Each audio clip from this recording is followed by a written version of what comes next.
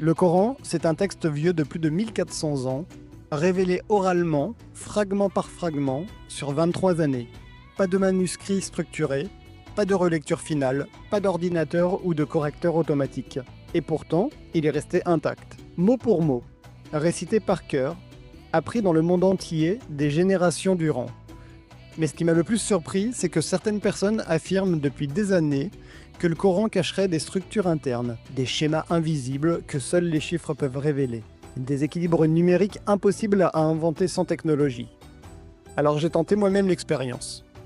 J'ai demandé à plusieurs intelligences artificielles d'analyser le texte en arabe, à la source, sans passer par de la traduction, et de compter certains mots-clés.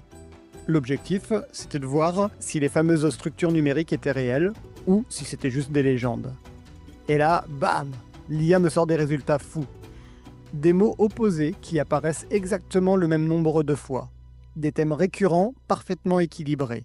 Et même des notions spirituelles alignées sur des cycles naturels. Le plus étonnant, c'est que l'IA elle-même m'a dit « les probabilités que ce soit un pur hasard sont extrêmement faibles ». Et là, je me suis dit « ok, on va creuser ça ». Tu veux des exemples? Accroche-toi. D'abord, le temps est littéralement inscrit dans le texte. On va commencer par cet exemple simple, basique, mais quand même incroyable. Le mot « jour » apparaît 365 fois dans le Coran, une fois pour chaque jour de l'année. Et le mot « mois » 12 fois, comme dans notre calendrier solaire. Mais attends, c'est pas fini. Voici des paires parfaitement équilibrées. Le mot « vie » et le mot « mort » apparaissent 145 fois chacun. Ange et démon apparaissent 88 fois. Cette vie et l'au-delà apparaissent 115 fois chacun. Le mot paradis, lui, apparaît 77 fois, et le mot enfer, 77 fois aussi.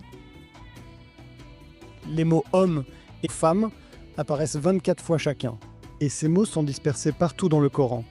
Pas côte à côte, pas dans les mêmes chapitres, mais au final, le compte est exact. C'est comme si chaque mot avait été placé à sa place exacte sans jamais déséquilibrer le reste. Et vraiment, ce texte n'a jamais été modifié, c'est le même depuis 1400 ans.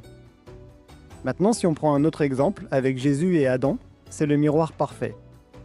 Dans la sourate 3, verset 59, le Coran dit « Pour Dieu, Jésus est comme Adam, il l'a créé de poussière ». Ce verset établit une comparaison directe entre les deux. Jésus n'est pas décrit comme un être divin, mais comme une création de Dieu, tout comme Adam avant lui. Et là, un détail m'a frappé. Dans tout le Coran, le nom de Jésus est cité 25 fois, et Adam aussi 25 fois. Pas 24,